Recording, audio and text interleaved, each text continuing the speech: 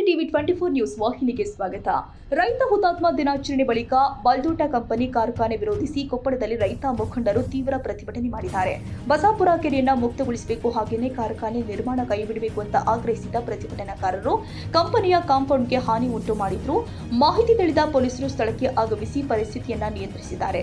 ರೈತ ಹುತಾತ್ಮ ದಿನಾಚರಣೆಯಲ್ಲಿ ನಿರ್ಣಯ ಮಂಡಿಸಿದ ರೈತ ಮುಖಂಡ ವೀರಸಂಗಯ್ಯ ಮಾತನಾಡಿ, ಬಸಾಪುರ ಕೆರೆಯನ್ನ ಮೂಲ ಸ್ವರೂಪಕ್ಕೆ ಮರಳಿಸಬೇಕು ಅಂತ ಒತ್ತಾಯ ಕೂಡ ಮಾಡಿದ್ದಾರೆ.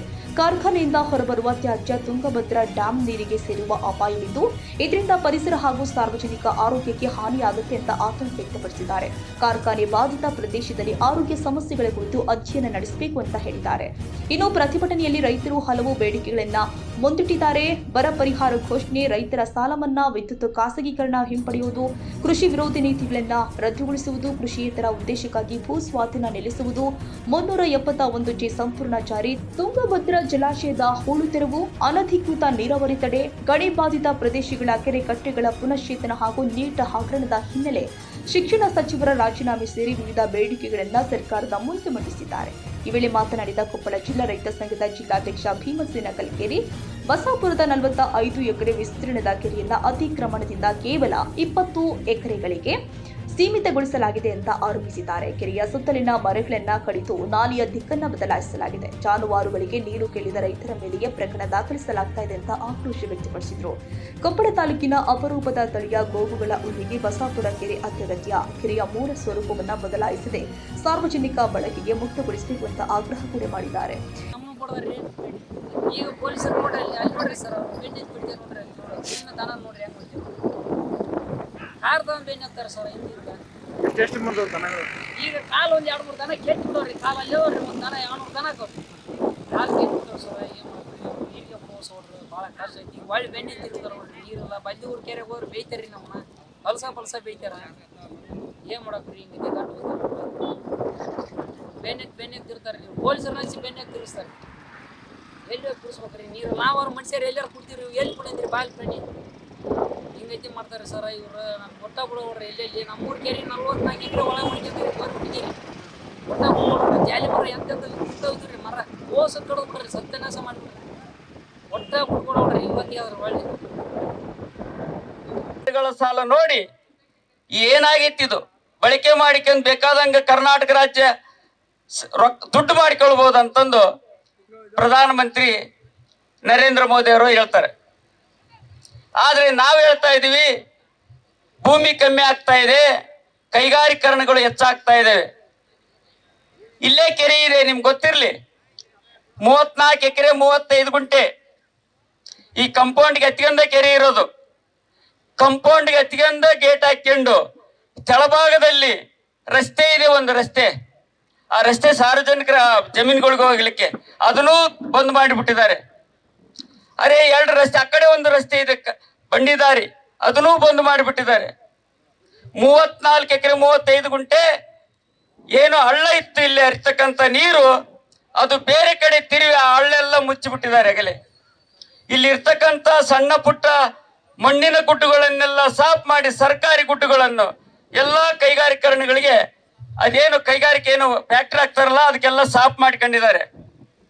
ಕೆರೆ ಸುತ್ತಮುತ್ತ ಬಫರ್ ಝೋನ್ ಅಂತೀವಲ್ಲ, 3000 ಮರಗಳು ನಮ್ಮ ಕುರಿಗಾಯಿಗಳು ನೋಡಿದ್ದಾರೆ. ಇಲ್ಲಿ 3000 ಮರಗಳು, ಸುಮಾರು 3 ತಿಂಗಳ ಜಾಲಿಕಾಯಿ ಮೇಯುವಂತ ಈ ಪ್ರದೇಶ ಅದು ಸಂಪೂರ್ಣ ಬಗೆದು ಅದನ್ನೆಲ್ಲ ನೆಲದಲ್ಲಿ ಮುಚ್ಚಿದ್ದಾರೆ. ಬೇಕಾದ್ರೆ ನಾವು ತೋರಿಸ್ಕೊಡ್ತೀವಿ.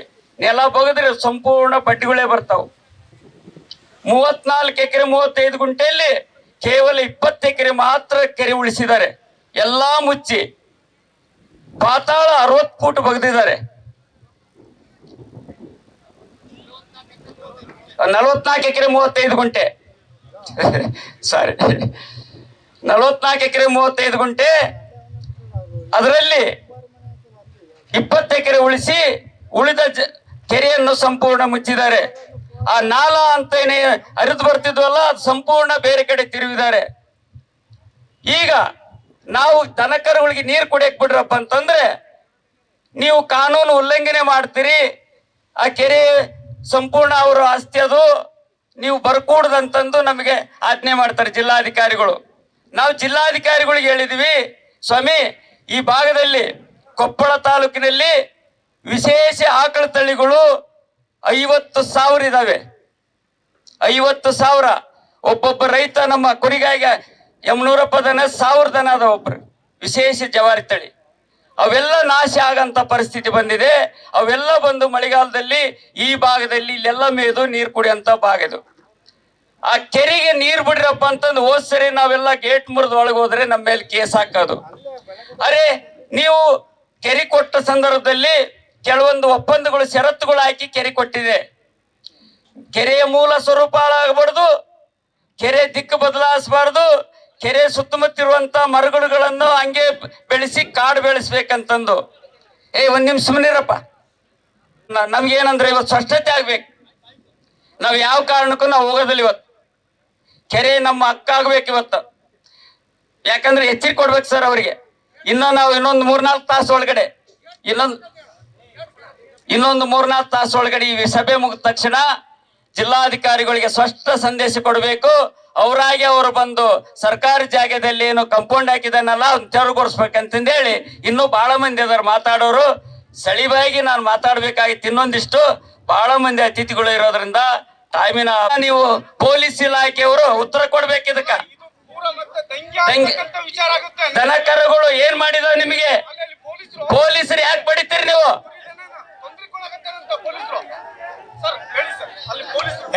ಯಾರು ಗೊಂದಲಕ್ಕಾಗ್ಬೇಡಿ, ಯಾರು ಹೇಳ್ಬೇಡ್ರಿ. ನಾವು ಪೊಲೀಸ್ನವ್ರಿಗೆ ಹೇಳ್ಬೇಕು, ಯಾವ ರೀತಿ ಹೇಳ್ಬೇಕು ಅದೇ ರೀತಿ ಹೇಳ್ಬೇಕು. ಸ್ವಲ್ಪ ಇರಿ, ದಯವಿಟ್ಟು ಪ್ಲೀಸ್ ಕೂತ್ಕೊಳ್ರಿ. ಬನ್ನಿ, ನೀವು ಕೂತ್ಕೊಳ್ಳಿ, ಮೇಲೆ ಕೂತ್ಕೊಳ್ಳಿ. ಮೇಲೆ ಕುಡ್ಸ್ರಿ. ಅವ್ರ ಮೇಲೆ ಅವ್ರ ಲೀಡರ್ ಬಿಡ್ರಿ, ಮೇಲೆ ಕೂತ್ಕೊಳ್ರಿ. ಯಾರು ಪೊಲೀಸ್ನವರು ಸ್ವಲ್ಪ ನಮ್ಮವರು ಆರೋಪ ಮಾಡ್ತಾ ಇದಾರೆ, ಅದು ನೋಡ್ಬೇಕು. ಅದು ಯಾವುದೇ ಕಾರಣಕ್ಕೂ ತಪ್ಪು ಮಾಡಬಾರ್ದು. ಪೊಲೀಸ್ನವರು ಎಲ್ಲವನ್ನು ಶಾಂತಿಯುತವಾಗಿ ಕಾರ್ಯಕ್ರಮ ನಡೆಸ್ಕೊಳಕ್ ಸಹಕರಿಸ್ಬೇಕು. ಯಾವುದೇ ರೀತಿ ಸಣ್ಣ ಒಂದು ತಪ್ಪುಗಳು ನಿಮ್ಮಿಂದ ಆಗ್ಬಾರ್ದು. ಕುತ್ಕೊಳ್ರಿ, ಒಂದ್ಸರಿ ಹೇಳ್ಬೇಕು. ಕುತ್ಕೋಬೇಕಿದು ಸಭೆ, ಇದು ಕುತ್ಕೊಂಡು ಬನ್ನಿ, ಕುತ್ಕೊಳ್ರಿ. ಕಾಣಿಸುತ್ತೋ ಅಲ್ಲೆಲ್ಲ ಸರ್ಕಾರ ಕಾನೂನಿನ ಒಂದು ಸುಳ್ಳು ಕಾನೂನುಗಳ ಮೂಲಕ ಇವತ್ತು ಒತ್ತುವರಿ ಮಾಡ್ತಾ ಇದೆ, ರೈತರನ್ನ ಒಕ್ಕಲೆಬ್ಬಿಸ್ತಾ ಇದೆ, ಸ್ವಾಧೀನ ಮಾಡ್ಕೊಳ್ತಾ ಇದೆ. ಇವತ್ತು ಬಹುಶಃ ನಾನು ಕರ್ನಾಟಕದಲ್ಲಿ ಎಲ್ಲೂ ಕೇಳಿರ್ಲಿಲ್ಲ, ಒಂದು ಕೆರೆಯನ್ನೇ ಇವರು ಪೂರ್ತಿಯಾಗಿ ಮುಚ್ಚಿಕೊಂಡು ಖಾಸಗಿ ಮಾಡ್ಕೊಂಡಿದ್ದಾರೆ ಅನ್ನುವಂತ ವಿಚಾರವನ್ನ ನಾನೆಲ್ಲೂ ಕೇಳಿರ್ಲಿಲ್ಲ. ಇವತ್ತು ಅಂತ ಒಂದು ಕೆರೆ ಮುಂದೆ ನಾವು ಇಲ್ಲಿ ಕುಳಿತುಕೊಂಡು ರಸ್ತೆಯಲ್ಲಿ ನಡು ರಸ್ತೆಯಲ್ಲಿ ಬಿದ್ದು ಇವತ್ತು ನಾವು ಈ ಹೋರಾಟದಲ್ಲಿ ಭಾಗವಹಿಸ್ತಾ ಇದ್ದೀವಿ. ಕರ್ನಾಟಕ ರಾಷ್ಟ್ರ ಸಮಿತಿ ಪಕ್ಷ ಇಂತಹ ಸಾರ್ವಜನಿಕ ಸ್ವತ್ತುಗಳನ್ನ, ಊರಿನ ಕೆರೆಗಳನ್ನ ಭೂ ಕಳ್ಳರಿಂದ, ಇಂತಹ ಬಲ್ಡೋಟಾದಂತಹ ಭೂಗಳ್ಳರಿಂದ ವಶಪಡಿಸಿಕೊಳ್ಳೋದಿಕ್ಕೆ ಯಾವೆಲ್ಲ ಹೋರಾಟ ಮಾಡ್ತಾರೋ ಆ ಎಲ್ಲ ಹೋರಾಟದಲ್ಲಿ ಇರುತ್ತೆ ಅಂತ ಈ ಸಂದರ್ಭದಲ್ಲಿ ನಾನು ನಿಮ್ಗೆ ವಾಗ್ದಾನ ಮಾಡ್ತಾ ಇದ್ದೀನಿ. ಇಲ್ಲಷ್ಟೇ ಅಲ್ಲ, ನೂರ್ ಶ್ರೀಧರ್ ಅವರು, ಬಡಗಲ್ಪುರ ನಾಗೇಂದ್ರ ಅವರು ಬಹಳ ದೊಡ್ಡ ಮಟ್ಟದಲ್ಲಿ ಕೆಲಸ ಮಾಡಿದ್ರು ಒಂದು ಸಂದರ್ಭದಲ್ಲಿ ಚನ್ನರಾಯಪಟ್ಟಣ ಅಂತ ದೇವನಹಳ್ಳಿಯಲ್ಲಿ. ಆ ಹೋರಾಟದಲ್ಲೂ ಸಹ ನಾವು ಆರಂಭದಿಂದ ಜೊತೆಗಿದ್ವಿ. ಇವತ್ತು ಬಿಡದಿಯಲ್ಲಿ 7,500 ಎಕರೆ ಪ್ರದೇಶದಲ್ಲಿ ರೈತರ ಫಲವತ್ತಾದ ಭೂಮಿಯನ್ನ, ಬೆಂಗಳೂರಿನ ಮಲೆನಾಡನ್ನ ವಶಪಡಿಸಿಕೊಳ್ಳೋದಿಕ್ಕೆ ಈ ಭ್ರಷ್ಟ ಸರ್ಕಾರ ಹೊರಟಿದೆ. ಇವತ್ತು ಆ ಹೋರಾಟದಲ್ಲಿ ನಾವು ರೈತರ ಜೊತೆಗೆ ನಿಂತಿದ್ದೀವಿ. ಅದೇ ತರೀಕೆ 2 ವರ್ಷ 3 ತಿಂಗಳಿನಿಂದ ಆನೇಕಲ್ ತಾಲೂಕಿನಲ್ಲಿ ಸುಮಾರು 2,500 ಎಕರೆಯಷ್ಟು ರೈತರ ಭೂಮಿಯನ್ನ ಸರ್ಕಾರ KDB ಮೂಲಕ ಕದಿಯೋದಿಕ್ಕೆ ಹೊರಟಿದೆ. ಅದರ ಪರವಾಗಿ ನಾವು ಅದರ ವಿರುದ್ಧವಾಗಿ ರೈತರ ಪರವಾಗಿ ಹೋರಾಟ ಮಾಡ್ತಾ ಇದೀವಿ. ಬೆಂಗಳೂರಿನ ಸುತ್ತಮುತ್ತ ಜಂಗಮಕೋಟೆಯಲ್ಲಿ, ದೊಡ್ಡ ಬೆಳವಂಗಲದಲ್ಲಿ ಇವತ್ತು ಹೋರಾಟ ನಡೀತಾ ಇದೆ. ಅಲ್ಲೂ ಸಹ ನಾವು ರೈತರ ಪರವಾಗಿ ಹೋರಾಟ ಮಾಡ್ತಾ ಇದೀವಿ. ಇಲ್ಲಿ ನಮ್ಮ ಕಣ್ಮುಂದೆ ಬಹಳ ದೊಡ್ಡ ಮಟ್ಟದ ಅನ್ಯಾಯ ಆಗಿದೆ ಕೊಪ್ಪಳದ ಜನತೆಗೆ, ಕೊಪ್ಪಳದ ಸುತ್ತಮುತ್ತಲ ಇರುವಂತಹ ರೈತರಿಗೆ. ಇಲ್ಲಿ ಬರುವಂತಹ ಹಾರು ಬೂದಿ ಏನಿದೆ, ಆ ಫ್ಲೈ ಹ್ಯಾಶ್, ಅದು ಮನುಷ್ಯರನ್ನಷ್ಟೇ ಅಲ್ಲ, ಪ್ರಾಣಿ ಪಕ್ಷಿ ಕ್ರಿಮಿ ಕೀಟಗಳನ್ನು ಸಹ ದುರ್ಬಲ ಮಾಡುತ್ತೆ. ಅಲ್ಲಿ ಪರಾಗ ಸ್ಪರ್ಶ ಆಗೋದಿಲ್ಲ, ರೈತರು ಬೆಳೆದಂತ ಬೆಳೆ ಸರಿಯಾಗಿ ಫಲ ಕೊಡೋದಿಲ್ಲ. ಇವತ್ತು ಈ ಭಾಗದಲ್ಲಿ ಸಾವಿರಾರು ರೈತರು ನರಳ್ತಾ ಇದ್ದಾರೆ. ಆ ಪತ್ರದಲ್ಲಿ, ಇಲ್ಲಿ ಬಂದಿರುವಂತ ಕರಪತ್ರದಲ್ಲಿ ಹೇಳ್ತಾರೆ, ಎಷ್ಟೋ ಜನರಿಗೆ ಕ್ಯಾನ್ಸರ್ ಬಂದಿದೆ, ರೋಗ ರುಜಿನಗಳು ಹರಡಿದೆ. ಆದರೆ ಇಂತಹ ಪರಿಸರ ವಿರೋಧಿಯಾದಂತಹ, ರೈತ ವಿರೋಧಿಯಾದಂತಹ, ಜನ ವಿರೋಧಿಯಾದಂತಹ ಕಾರ್ಖಾನೆಗಳನ್ನ ಮುಚ್ಚಿ ಜನರ ಬದುಕನ್ನ ಕಟ್ಟೋ ಕಡೆಗೆ ಸರ್ಕಾರ ಗಮನ ಹರಿಸ್ತಾ ಇಲ್ಲ. ಇಲ್ಲಿರುವಂತ MLAಗಳು MP ಗಳು ಕೊನೆಗೆ ಅವನು ಜಿಲ್ಲಾಧಿಕಾರಿ ಕೂಡ ಈ ಬಲ್ಡೋಟಾದಂತಹ ಕಂಪನಿಗಳ ಜೇಬಿನಲ್ಲಿದ್ದಾರೆ. ಇವತ್ತು ಅದೇ ಕಾರಣಕ್ಕಾಗಿ ಒಂದು ನಿರ್ಣಾಯಕವಾದ ಹೋರಾಟವನ್ನ ರಾಜ್ಯದ ಜನ ಮಾಡಬೇಕಾಗಿದೆ. ಇವತ್ತು ರೈತರಿಗೆ ಅಷ್ಟಿಷ್ಟು ಅನ್ಯಾಯಗಳಾಗ್ತಾ ಇಲ್ಲ. ಇವತ್ತು ಬಹುತೇಕ ರೈತರು ಎಲ್ಲಿ ವಾಸ ಮಾಡ್ತಾರೆ? ಹಳ್ಳಿಗಳಲ್ಲಿ ವಾಸ ಮಾಡ್ತಾರೆ. ಹಳ್ಳಿಗಳ ಕೆರೆಗಳ ನೀರು ಶುದ್ಧ ಇಲ್ಲ, ಕೆರೆಗಳಿಗೆ ನೀರು ಬರ್ತಾ ಇಲ್ಲ. ಅಂತರ್ಜಲ ಏರಿಕೆ ಮಾಡೋದಿಕ್ಕೆ ಕೆರೆಗಳಿಗೆ ನೀರು ತುಂಬಿಸುವಂತಹ ಕಾರ್ಯಕ್ರಮಗಳನ್ನ ನಮ್ಮ ರಾಜ್ಯ ಸರ್ಕಾರಗಳು ಹಮ್ಮಿಕೊಳ್ತಾ ಇಲ್ಲ, ಕೆರೆಗಳ ಸಂರಕ್ಷಣೆ ಮಾಡ್ತಾ ಇಲ್ಲ. ಅದೇ ರೀತಿಯಲ್ಲಿ ರೈತ ಬೆಳೆಯೋದು ರಸ, ತಿನ್ನೋದು ಕಸ ಅನ್ನುವಂತಹ ಒಂದು ಸ್ಥಿತಿಯನ್ನ ರೈತರಿಗೆ ತಂದಿಟ್ಟಿದ್ದಾರೆ. ಇವತ್ತು ಬೀಜ ನಮ್ಮದಲ್ಲ, ಜಲ್ ಜಂಗಲ್ ಜಮೀನ್ ಖನಿಜ್ ಬೀಜ್ ಇವೆಲ್ಲ ದೇಶದ ಜನರ ಆಸ್ತಿ, ಈ ದೇಶದ ಪ್ರಜೆಗಳ ಆಸ್ತಿ. ಆದ್ರೆ ಇವತ್ತು ಬೀಜ ನಮ್ಮದಲ್ಲ, ಗೊಬ್ಬರ ನಮ್ಮದಲ್ಲ, ಉಳುಮೆ ನಮ್ಮದಲ್ಲ, ಮಾರುಕಟ್ಟೆ ನಮ್ಮದಲ್ಲ. ಇವತ್ತು ನಿಮಗೆ ಗೊತ್ತಿರಬಹುದು, ಕರ್ನಾಟಕ ರಾಷ್ಟ್ರ ಸಮಿತಿ ಪಕ್ಷ ಒಂದು ಹೋರಾಟವನ್ನ ಮಾಡ್ತಾ ಇದೆ. 266 ರೂಪಾಯಿ 50 ಪೈಸಾ ಒಂದು ಚೀಲ ಯೂರಿಯಾ, ಒಂದು ಮೂಟೆ ಯೂರಿಯಾ. ಆದ್ರೆ ನಿಮ್ಮಲ್ಲಿ ಎಷ್ಟು ಜನ 266 ರೂಪಾಯಿಗೆ ಒಂದು ರಸಗೊಬ್ಬರ ಅಂಗಡಿಯಿಂದ ಯೂರಿಯಾ ತರ್ತಾ ಇದ್ದೀರಾ? 1500 ರೂಪಾಯಿಗೆ ಒಂದು ಚೀಲ DAP, 2050 ರೂಪಾಯಿಗೆ 17 ಕಾಂಪ್ಲೆಕ್ಸ್, 2100 ರೂಪಾಯಿಗೆ 2020 ಕಾಂಪ್ಲೆಕ್ಸ್. ಆದರೆ ರಸಗೊಬ್ಬರ ವ್ಯಾಪಾರಿಗಳು 266 ರೂಪಾಯಿ ಕೊಡಬೇಕಾಗಿರೋದನ್ನ 300-400 ರೂಪಾಯಿಗೆ ಮಾರ್ತಾ ಇದ್ದಾರೆ. ಇದು ಅಕ್ರಮ, ಇದು ಮೋಸ, ಇದು ಕಾನೂನು ಬಾಹಿರ. ಆದರೆ ನಮ್ಮ ಜಿಲ್ಲಾ ಅಧಿಕಾರಿಗಳು, ಕೃಷಿ ಅಧಿಕಾರಿಗಳು ಈ ಕಳ್ಳ ರಸಗೊಬ್ಬರ ವ್ಯಾಪಾರಿಗಳಿಂದ ಕಮಿಷನ್ ತಗೊಂಡು, ಲಂಚ ತಗೊಂಡು ಇವತ್ತು ರೈತರನ್ನ ವಂಚಿಸ್ತಾ ಇದ್ದಾರೆ. ಈ ನಿಟ್ಟಿನಲ್ಲಿ ನಾವು ಹೋರಾಟ ಮಾಡ್ತಾ ಇದ್ದೀವಿ. ದಯವಿಟ್ಟು ನೀವು ಸಹ ರೈತ ಸಂಘದವರು ಅದನ್ನ ಬೆಂಬಲಿಸಬೇಕು. ನೀವು ಸೇರಿ ರೈತರಿಗೆ ಆಗ್ತಾ ಇರುವಂತ ಅನ್ಯಾಯವನ್ನ ನಿಲ್ಲಿಸಬೇಕು ಅಂತ ಈ ಸಂದರ್ಭದಲ್ಲಿ ನಾನು ರೈತ ಸಂಘದ ಎಲ್ಲ ಮುಖಂಡರಲ್ಲೂ ಕೇಳ್ಕೊಳ್ತೀನಿ. ಬಹಳ ಮುಖ್ಯವಾಗಿ ಇವತ್ತು ನಾವು ಇಲ್ಲಿ ಸೇರಿರುವಂತಹದ್ದು, ಹಿಂದೆ ನಾನು ಆಗ್ಲೇ ಹೇಳಿದೆ, ಇತ್ತೀಚೆಗೆ ತಾನೇ KT ಶಿವಪ್ರಸಾದ್ ಅವರು ತೀರ್ಕೊಂಡ್ರು. ಅವರು ಬದುಕಿದ್ದಂತಹ ಕಾಲದಲ್ಲಿ ರೈತರ ಮನೆಗಳನ್ನ ಜಪ್ತು ಮಾಡ್ಕೊಳ್ಳೋದಿಕ್ಕೆ ಸಾಲ ಕೊಟ್ಟಂತಹ ಬ್ಯಾಂಕುಗಳವರು ಹೋದಾಗ ಇದನ್ನ ನಾವು ಮರು ಜಪ್ತು ಮಾಡಬೇಕು, ಅಂದ್ರೆ ನಮ್ಮ ಮನೆಗಳಲ್ಲಿ ಏನು ತಗೊಂಡು ಹೋಗಿದ್ರು ಎಲ್ಲಿ ಇಟ್ಟಿದ್ದಾರೋ ಗೋದಾಮುಗಳಲ್ಲಿ ಅಲ್ಲಿಗೆ ಹೋಗಿ ನಾವು ಮರು ಜಪ್ತು ಮಾಡಿ ರೈತರಿಗೆ ಕೊಡಿಸ್ಬೇಕು ಅನ್ನುವಂತಹ ಒಂದು ದೊಡ್ಡ ಹೋರಾಟವನ್ನ ಮಾಡಿದ್ರು. ಅವರ ಹೋರಾಟಕ್ಕೆ ನಾವು ಇವತ್ತು ಸಹ ಕೃತಜ್ಞತೆಗಳನ್ನ ಸಲ್ಲಿಸಬೇಕು. ಇವತ್ತು ಅದೇ ರೀತಿಯಲ್ಲಿ ಈ ಸರ್ಕಾರಗಳು ಹೇಗೆಲ್ಲ ಕಾನೂನು ಬಾಹಿರವಾಗಿ, ಜನ ವಿರೋಧಿಯಾಗಿ, ರೈತ ವಿರೋಧಿಯಾಗಿ ಕೆರೆಗಳನ್ನ, ಸಾರ್ವಜನಿಕ ಸ್ವತ್ತುಗಳನ್ನ, ರೈತರ ಭೂಮಿಯನ್ನ ವಶಪಡಿಸಿಕೊಳ್ತಾ ಇದ್ದಾರೋ ಅದನ್ನೆಲ್ಲ ನಾವೇನ್ ಮಾಡಬೇಕು? ಮರು ಜಪ್ತು ಮಾಡಬೇಕು. 1 ಲಕ್ಷಕ್ಕಿಂತ ಸುಮಾರು 1.5 ಲಕ್ಷ ಎಕರೆಯಷ್ಟು ಸರ್ಕಾರ ಅಷ್ಟು ಎಕರೆಗಳಷ್ಟು ಜಮೀನನ್ನ KIADB ಇಂದ ಒಂದು ಲ್ಯಾಂಡ್ ಬ್ಯಾಂಕ್ ಅಂತ ಇಟ್ಕೊಂಡಿದೆ. ಇವತ್ತು ಅದೆಲ್ಲ ಬಂಜರು ಭೂಮಿ. ಬನ್ನಿ, ಇವತ್ತು ಆ ರೈತರು ಬೆಳೀತಿದ್ದಂತಹ ಭೂಮಿ ಎಲ್ಲ ಇವತ್ತು ಬಂಜರು ಭೂಮಿ, ಬೀಳು ಭೂಮಿ. ಇವತ್ತು ಅಂತಹ ಲ್ಯಾಂಡ್ ಬ್ಯಾಂಕ್ ಅಂತ ಇಟ್ಕೊಂಡಿರುವಂತಹ ಸರ್ಕಾರ ಏನು 5 ವರ್ಷದೊಳಗಡೆ ಕಾರ್ಖಾನೆಗಳನ್ನ ಮಾಡ್ಲಿಲ್ಲ ಅಂದ್ರೆ ಆ ಜಮೀನುಗಳನ್ನ ಮರಳಿ ರೈತರಿಗೆ ಮರಳಿಸಬೇಕು ಅಂತ ಕಾನೂನಿದೆ. ಆದ್ರೆ ಆಗ್ತಾ ಇದೆಯಾ? ಆಗ್ತಾ ಇಲ್ಲ. ಹಾಗಾಗಿ ಇವತ್ತು ಇದು ಏನು ಸರ್ಕಾರ ಊರಿನ ಕೆರೆ, ಜನರ ಕೆರೆ, ಸಾರ್ವಜನಿಕರ ಕೆರೆ, ಅದಕ್ಕೆ ಬೇಲಿ ಹಾಕೋದಿಕ್ಕೆ ಅವಕಾಶ ಮಾಡಿಕೊಟ್ಟಿದೆ. ಇಂಥ ಸಂದರ್ಭದಲ್ಲಿ ಈ ಕೆರೆಯನ್ನ ಮರು ಜಪ್ತು ಮಾಡ್ಕೊಳ್ಳೋದಿಕ್ಕೆ ನೀವು ರೈತರು ಇಲ್ಲಿ ಬಂದಿರೋರು ಮಾಡುವ ಹೋರಾಟಕ್ಕೆ ನಾವು ಸಹ ಕರ್ನಾಟಕ ರಾಷ್ಟ್ರ ಸಮಿತಿ ಪಕ್ಷದವರು ನಿಮ್ ಜೊತೆಗಿರ್ತೀವಿ ಅಂತ ಹೇಳ್ತಾ, ಅನ್ನದಾತ ರೈತ ಬಂಧುಗಳಿಗೆ ಬಸಾಪುರ ಕೆರೆ ನಮ್ಮ ಹಕ್ಕು, ನಮ್ಮ ಹಕ್ಕು. ಈ ಬಸಾಪುರ ಕೆರೆ ನಮ್ಮದು, ನಮ್ಮದು. ಬಂಧುಗಳೇ, ನಾವೆಲ್ಲರೂ ಈ ಹೋರಾಟದಲ್ಲಿ ಶಾಂತಿಯುತವಾಗಿ ಪಾಲ್ಗೊಂಡು ಇವತ್ತೇ ಸಾಧ್ಯ ಆದ್ರೆ ಆ ಕೆರೆಯನ್ನ ನಮ್ಮ ವಶಪಡಿಸಿಕೊಳ್ಳೋಣ, ಜನರಿಗೆ ಬಿಡೋಣ ಅಂತ ಕೇಳ್ಕೊಳ್ತಾ, ಭಾಗ್ಯನಗರದ 1.5 ಲಕ್ಷ ಜನರ ಜೀವಕ್ಕೆ ಕಂಟಕವಾಗಿರುವ 54,000 ಕೋಟಿ ರೂಪಾಯಿ ವೆಚ್ಚದಲ್ಲಿ ವಿಸ್ತರಣೆಯಾದ ಕೊಪ್ಪಳದ ಸಮೀಪ 27 ಬಗೆಯ ಕೊಳವೆಗಳು ಬಂದು ಕೊಪ್ಪಳ ನಗರ ಸರ್ವನಾಶವಾಗುತ್ತದೆ. ಹೀಗಿದೆ ಕೊಪ್ಪಳ ತಾಲೂಕಿನಲ್ಲಿ 22 ಗ್ರಾಮಗಳ ಕೃಷಿ ಸಂಪೂರ್ಣ ನಾಶವಾಗಿದೆ. ಜನ ಅಸ್ತಮ, TB, ಕ್ಯಾನ್ಸರ್, ಹೃದಯ ರೋಗ, ಚರ್ಮ ರೋಗದಿಂದ ಬಳಲ್ತಾ ಇದ್ದಾರೆ. MSLP ಮಾತ್ರ ಅಲ್ಲ, ಅನೇಕ ಬಲ್ಡೋಟ ಕಂಪನಿ ಯಾವುದೇ ಇರಲಿ ಇವುಗಳನ್ನೆಲ್ಲ ಸ್ಥಳಾಂತರ ಮಾಡಬೇಕು ಅನ್ನೋದು ಮೊದಲನೇದು. ಎರಡನೇದು, ಬಸಾಪುರ ಗ್ರಾಮದ ಸಮುದಾಯದ ಸ್ವತ್ತಾಗಿರುವ 44 ಎಕರೆ 35 ಗುಂಟೆ ಕೆರೆಯನ್ನು 2007ರಲ್ಲಿ ಬಲ್ಡೋಟ್ ಕಂಪನಿ 33 ಲಕ್ಷಕ್ಕೆ ಕಾನೂನು ಬಾಹಿರವಾಗಿ ಮಂಜೂರು ಮಾಡಿಸಿಕೊಂಡಿದೆ.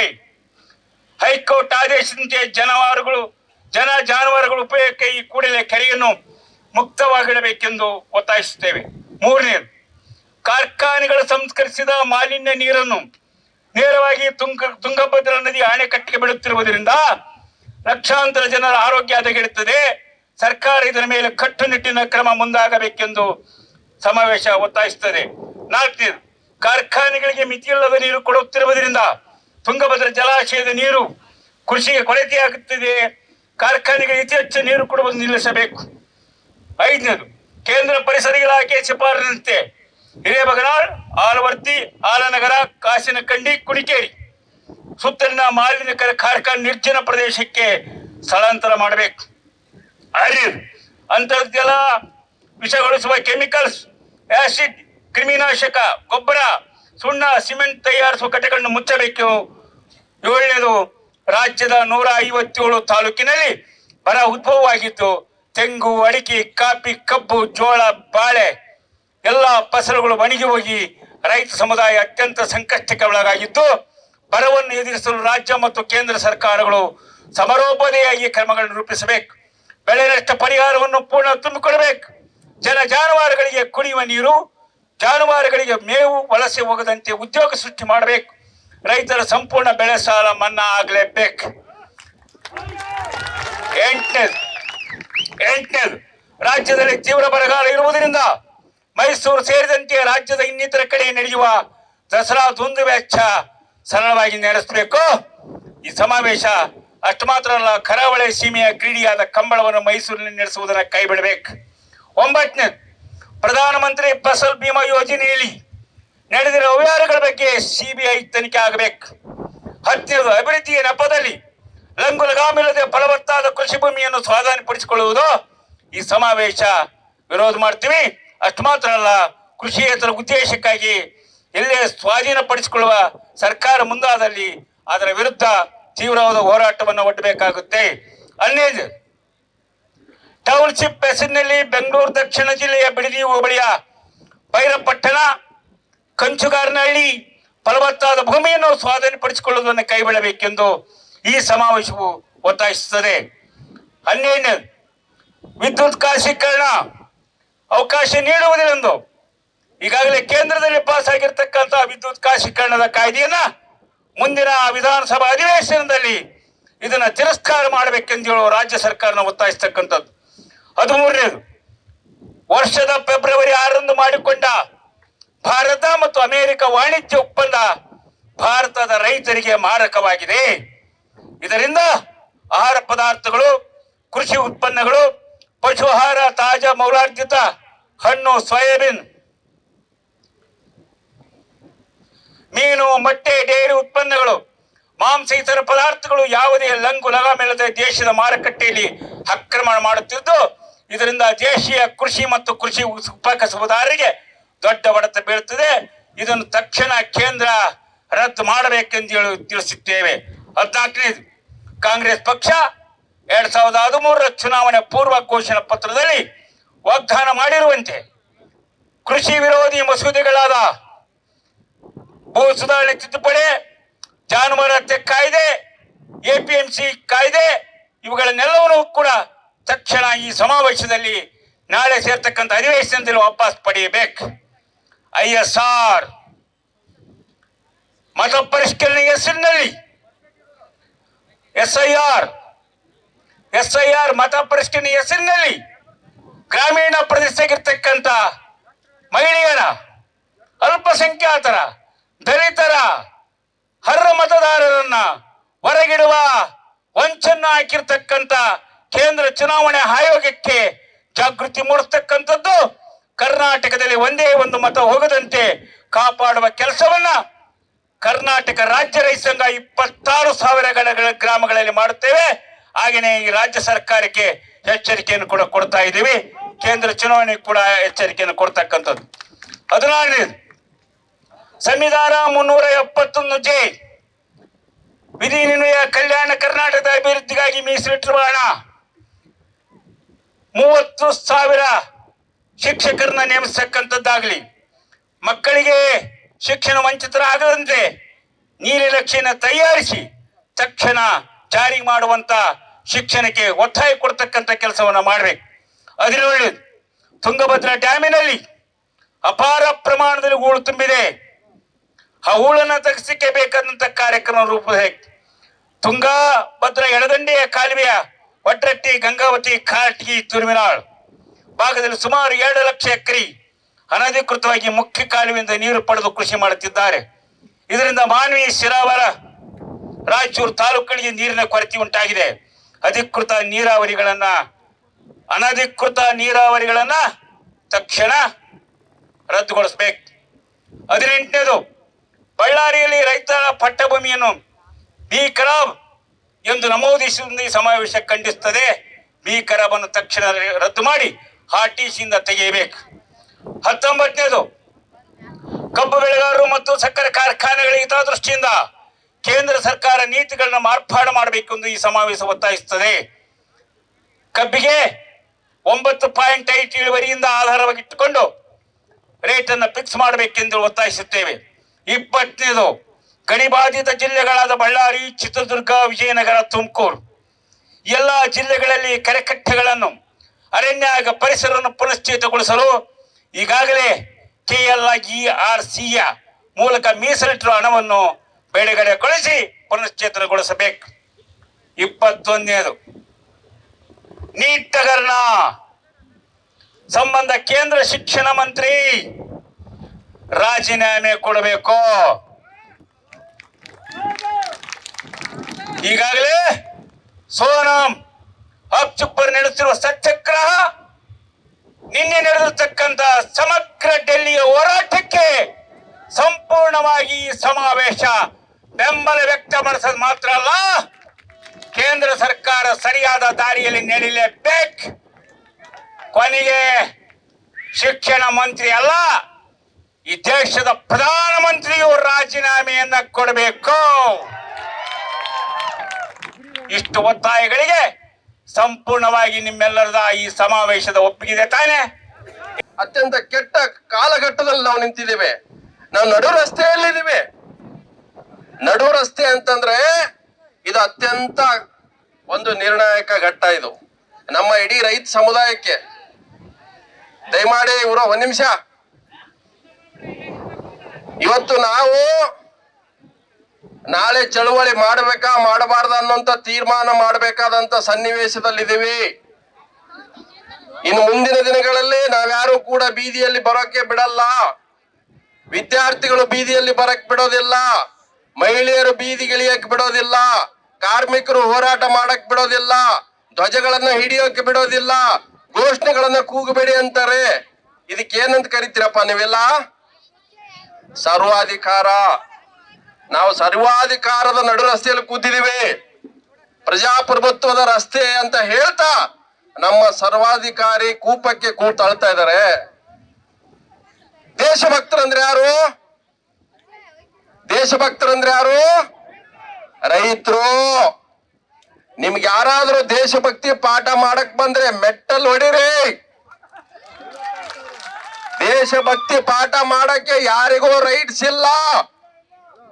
ಯಾಕೆಂದ್ರೆ ನಾವು ಈ ದೇಶದ 140 ಕೋಟಿ ಜನರಿಗೆ ಅನ್ನ ಕೊಡ್ತೇವೆ. ಹಾಗಾಗಿ ನಾವು ನಿಜವಾದ ದೇಶಭಕ್ತರು. ಯಾವನಾದ್ರೂ ಒಬ್ಬ ಗೋ ಸಾಕಿದನ, ಸಗಣಿ ಬಾಚಿದನ, ದನ ಕರು ಸಾಕಿದನ, ಅವನು ಗೋ ರಕ್ಷಣೆ ಪಾಠ ಮಾಡ್ತಾನೆ. ಅವನಿಗೆ ಹೇಳ್ಬೇಕು, ನೀನ್ ಅಯೋಗ್ಯ. ಸಾಕಪ್ಪ ಒಂದು ಹಸುನ, ಅದ್ರ ಕಷ್ಟ ಸುಖ ನೋಡು, ಗೊತ್ತಾಗತ್ತೆ. ನಮ್ಮ ರೈತ ಗೋವನ್ನ ಬೆಳಿಗ್ಗೆಯಿಂದ ಸಾಯಂಕಾಲವರೆಗೂ ಪೂಜೆ ಮಾಡ್ತಾನೆ. ಯಾರು ಕುಂಕುಮ ಅರಿಶಿನ ಇಡಲ್ಲ. ಅದು ತಂದೆ ತಾಯಿಗಿಂತ ಪ್ರೀತಿಯಿಂದ ನೋಡ್ಕೊಳ್ತಾನೆ. ಇದು ದೇಶಭಕ್ತಿ. ಇವತ್ತು ನಮ್ಮ ರೈತರ ಬೆವರು ಈ ದೇಶದ ಶ್ರಮಿಕ ನಿಜವಾದ ದೇಶಭಕ್ತ. ಇವತ್ತು ಆಟ ಓಡಿಸೋನು ನಿಜವಾದ ದೇಶಭಕ್ತ. ಇವತ್ತು ಅಸಂಘಟಿತ ಕಾರ್ಮಿಕ ಕ್ಷೇತ್ರದಲ್ಲಿ ದುಡಿತಕ್ಕಂಥವನು 5,000, 10,000, 20,000 ತನ್ನ ಮಕ್ಕಳ ಶಿಕ್ಷಣವನ್ನ, ತನ್ನ ಹೆಂಡತಿ ಮಕ್ಕಳನ್ನು ಸಾಕುವಂತವನು ಕಷ್ಟಪಟ್ಟು ಈ ದೇಶಕ್ಕೆ ತೆರಿಗೆ ಕಟ್ತಾನಲ್ಲ, ಅವನು ನಿಜವಾದ ದೇಶಭಕ್ತ. ಯಾರೂ ಕೂಡ 99% ಜನರಿಗೆ ದೇಶಭಕ್ತಿ ಪಾಠ ಹೇಳ್ಬೇಕಾಗಿಲ್ಲ. ನಾವೆಲ್ಲರೂ ದೇಶಭಕ್ತರು ಅಂತ ಹೇಳ್ಕೊಳ್ಳಲ್ಲ, ಆದ್ರೆ ದೇಶ ಕಟ್ಟುವಂತವ್ರು ನಾವು. ಇವತ್ತು ನಾನು 23 ವರ್ಷಗಳ ಕಾಲ ಮಾಧ್ಯಮದಲ್ಲಿ ಕೆಲಸ ಮಾಡಿದ್ದೀನಿ. ನಾನ್ಯಾವತ್ತೂ ಕೂಡ ಜನರ ವಿರುದ್ಧ ಕೆಲಸ ಮಾಡಲಿಲ್ಲ. ಇವತ್ತು ನಮ್ಮ ರಾಷ್ಟ್ರೀಯ ಮಾಧ್ಯಮಗಳು, ಮೇಲ್ಸ್ತರದ ಮಾಧ್ಯಮಗಳು ಈ ದೇಶದ ಪ್ರಜಾಪ್ರಭುತ್ವದ ಕೊಲೆ ಮಾಡ್ತಾ ಇದ್ದಾರೆ. ಇದು ಬಹಳ ಅಪಾಯಕಾರಿ. ನಾವು ರಾಜಕೀಯ ಪಕ್ಷಗಳನ್ನ ಪ್ರಜಾಪ್ರಭುತ್ವ ರೀತಿಯಲ್ಲಿ ಸೋಲಿಸಬಹುದು, ಎಂಥದ್ದೇ ಕೆಟ್ಟ ಆಡಳಿತವನ್ನ ಕೊನೆಗಾಣಿಸಬಹುದು. ಯಾಕಂತಂದ್ರೆ ನಮಗೆ ಸಂವಿಧಾನ ಕೊಟ್ಟಂತ ಬಡಗಲ್ಪುರವರೇ ನಮಗೊಂದು ರೈಟ್ಸ್ ಇದೆ. ನಾವು ನಿಮ್ಮನ್ನ ಅಧಿಕಾರಕ್ಕೆ ತರಬಹುದು, ನಿಮ್ಮನ್ನ ಇಳಿಸಬಹುದು. ಆದ್ರೆ ಮಾಧ್ಯಮದವ್ರನ್ನ ಬಗ್ ಬಿಡಕ್ಕಾಗಲ್ಲ. ಯಾಕಂತಂದ್ರೆ ಇವತ್ತು ಮಾಧ್ಯಮದವರು ಸರ್ಕಾರವನ್ನ ಪ್ರಶ್ನೆ ಮಾಡ್ರಿ, ದೇಶ ಪೂಜ್ತಾ ಹೇ ಕಿಸ್ಕೋ, ವಿರೋಧ ಪಾರ್ಟಿ ಕೋ. Nation wants to know from whom? Only opposition parties, only farmers leaders, only working class leaders, only who working for the downtrodden peoples, who leading the movement. The mainstream media of this country asking questions to only the opposition parties. Mainstream media of this country is destroying the very vibrant democracy of this country. They are the real anti-nationals, this mainstream media of the India. ಇದನ್ನು ಬಹಳ ನಾನು ನೋವಿನಿಂದ ಹೇಳ್ತಾ ಇದ್ದೇನೆ.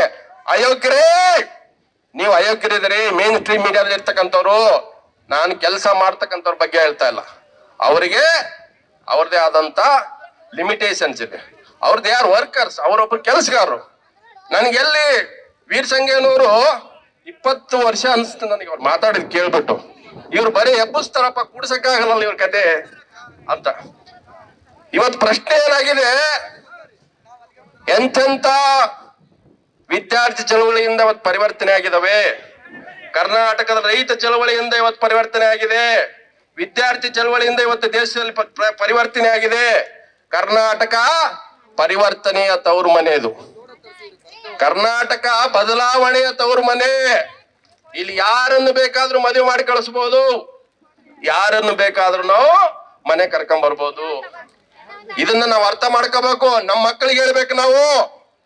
ನಾನು ಮಾಧ್ಯಮಗಳ ಬಗ್ಗೆ ಬಹಳ ನೋವಿದೆ. ಈ ಅಯೋಗ್ಯರು 740 ರೈತರು ಸತ್ತು ಹೋದ್ರು, ಆತ್ಮಹತ್ಯೆ ಮಾಡ್ಕೊಂಡು ಹುತಾತ್ಮರಾದ್ರು. ಒಬ್ಬನೇ ಒಬ್ಬ ಅವ್ರ ಬಗ್ಗೆ ಮರ್ಕ ಪಡ್ಲಿಲ್ಲ, ಒಂದು ಗಂಭೀರವಾದ ಚರ್ಚೆ ಮಾಡ್ಲಿಲ್ಲ. ದಿನ ಬೆಳಗ್ಗೆ ಎದ್ರು ಕಮ್ಯುನಲ್ ಅಜೆಂಡಾ. ನನಗೇನು ಮುಂದೆ ಒಂದು ಕಾಲ ಬರ್ಬೋದು, ಸರ್ಕಾರನೇ ಮೇನ್ ಪ್ರಮುಖ ಚಾನೆಲ್ಗಳಿಗೆ ಅಥವಾ ಪತ್ರಿಕೆಗಳಿಗೆ ಅಪಾಯಿಂಟ್ಮೆಂಟ್ ಏನೋ ಮಾಡ್ಕೊಳತ್ತ ಅಂತ ಕಾಲ್ಫಾರ್ ಮಾಡಿ, ಈ ಚಾನಲ್ಗೆ ಎಡಿಟರ್ ಪೋಸ್ಟು, ಈ ಚಾನಲ್ಗೆ ನ್ಯೂಸ್ ಎಡಿಟರು, ಈ ಚಾನಲ್ಗೆ ಪೊಲಿಟಿಕಲ್ ಬ್ಯೂರೋ ಹೆಡ್, ನಿನ್ಗಿಷ್ಟು ಸಂಬಳ, ನಿನ್ಗಿಷ್ಟು ಏನೋ ನೀನು ಔಟ್ ಸೋರ್ಸು. ಮೋಸ್ಟ್ಲಿ ಮುಂದಿನ ದಿನಗಳಲ್ಲಿ ಮಾಧ್ಯಮಗಳು, ಬಹಳ ಪ್ರಮುಖವಾದಂತ ಮಾಧ್ಯಮಗಳಲ್ಲಿ, ಏನು ರಾಷ್ಟ್ರೀಯ ಮಾಧ್ಯಮಗಳಲ್ಲಿ ಮುಂದಿನ ದಿನಗಳಲ್ಲಿ ಕೇಂದ್ರ ಸರ್ಕಾರವೇ ಅಪಾಯಿಂಟ್ಮೆಂಟ್ ಮಾಡಿ ಅವ್ರಿಗೆ ಉದ್ಯೋಗ ಕೊಡುವಂತ ಸಾಧ್ಯತೆ ಇದೆ. ಇದು ನೋವಿಂದ, ನಾನೇನು ಅವ್ರ ಮೇಲೆ ಬ್ಲೇಮ್ ಮಾಡ್ತಾ ಇಲ್ಲ, ನಾನು ಕೆಲಸ ಬಿಟ್ಟಿದ್ದ ಅನ್ನೋ ಕಾರಣಕ್ಕೆ ಹೇಳ್ತಾ ಇಲ್ಲ. ಇದು ನೋವು, ಈ ವರ್ಗಕ್ಕೆ ಇಷ್ಟು ಅನ್ಯಾಯ ಆಗ್ತಾ ಇದೆ. ಅದಕ್ಕಾಗಿ ಇವತ್ತು ಬಹಳಷ್ಟು ವಿಷಯಗಳು ಮುಕ್ತವಾಗಿ ಮಾತಾಡಿದ್ದಾರೆ. ನನಗೆ ನಾವು ನಡು ರಸ್ತೆಯಲ್ಲಿದ್ದೀವಿ. ನಡು ರಸ್ತೆಯಲ್ಲಿ ಇರುವಾಗ ನಾವು ಸರಿ ರಸ್ತೆಗೆ ಹೋಗ್ಲೇಬೇಕು. ಈ ಜನಗಳನ್ನ ಕಳ್ಕೊಂಡು ಅದು ಯಾವ ರೀತಿ ಹೋಗ್ಬೇಕನ್ನುವಂಥದ್ದು ಇವತ್ತಿರ್ತಕ್ಕಂಥ ವೇದಿಕೆಯಲ್ಲಿರ್ತಕ್ಕಂಥ ಅತ್ಯಂತ ಅನುಭವಿಗಳಿದ್ದಾರೆ, ಹೋರಾಟಗಾರರಿದ್ದಾರೆ, ತ್ಯಾಗ ಮಾಡಿದ್ದಾರೆ, ಅವರಿಗೆ ದೃಷ್ಟಿಕೋನ ಇದೆ. ಈ ರಾಜ್ಯದಲ್ಲಿ ಒಂದು ಬದಲಾವಣೆಯ ಕಾಲ ಬೀಸ್ತಾ ಇದೆ. ಆ ಗಾಳಿಯಲ್ಲಿ ನಾವೆಲ್ಲರೂ ಒಟ್ಟಾಗೋಣ, ಒಂದು ಆಗೋಣ, ಐಕ್ಯತೆಯಿಂದ ಒಂದಾಗಿ ಹೋರಾಟ ಮಾಡಿದ್ರೆ ಈ ಎಲ್ಲ ಶಕ್ತಿಗಳನ್ನ ಮಣಿಸ್ಬೋದು. ನಮ್ಮ ಆಸ್ತಿ, ನಮ್ಮ ಸಂಪತ್ತು, ನಮ್ಮ ಮಕ್ಕಳ ಭವಿಷ್ಯ, ನಮ್ಮ ನೀರು, ಕೆರೆ ಎಲ್ಲ ಉಳಿಸ್ಬೇಕಾಗಿದೆ. ನಾನು ಒಂದ್ ಮಾತನ್ನ ಹೇಳ್ತೀನಿ. ನಾನು ಲಾಸ್ಟ್ ಟೈಮ್ ಬಂದಾಗಲೂ ಕೂಡ ಹೋರಾಟದಲ್ಲಿ ಹೇಳಿದ್ದೇವೆ. ನಾ ಚಾಮರಾಜ ಮಾಲಿ ಪಾಟೀಲ್ ಸರ್ ಇದ್ರು. ಬುರಿ ಅನ್ನುವಂತ ಒಂದು ಕಮಿಷನ್ UPA ಸರ್ಕಾರದಲ್ಲಿ ಒಂದು ರಿಪೋರ್ಟ್ ಕೊಟ್ಟಿದ್ದಾರೆ. ಜಲ್ ಜಂಗಲ್ ಅವ್ರ ಜಮೀನ್, ಜಲ್ ಜಂಗಲ್ ಅವ್ರ ಜಮೀನ್ ನಮ್ಮ ಸಂಪತ್ತು. ಇವತ್ತು ಜಲ್ ಜಂಗಲ್ ಅವ್ರ ಜಮೀನು ಖಾಸಗಿ ಅವರ ಕೈಗೆ ಸೇರ್ತಾ ಇದೆ. ಇದನ್ನು ಉಳಿಸುವಂತ ಜವಾಬ್ದಾರಿ ನಮ್ಮೆಲ್ಲರ ಮೇಲಿದೆ ಅಂತ ಹೇಳ್ತಾ ನನ್ನ ಮಾತನ್ನು ಮುಗಿಸ್ತೇನೆ. ರೈತರ ಹೋರಾಟಕ್ಕೆ. ಇನ್ನು ಪ್ರತಿಭಟನೆ ವೇಳೆ ರೈತರು ಬಲ್ದೋಟ ಕಂಪನಿಯ ವಿರುದ್ಧ ಘೋಷಣೆಗಳನ್ನ ಕೂಗಿದ್ದು, ಬಳಿಕ ಕೆಲವರು ಕಂಪನಿಯ ಕಾಂಪೌಂಡ್ಗೆ ಹಾನಿ ಉಂಟು ಮಾಡಿದ ಹಿನ್ನೆಲೆ ಪೊಲೀಸರು ಸ್ಥಳಕ್ಕೆ ಆಗಮಿಸಿ ಪರಿಸ್ಥಿತಿಯನ್ನ ನಿಯಂತ್ರಿಸಿದ್ದಾರೆ. Doddabasappa Hakari, Koppal, TV 24 news.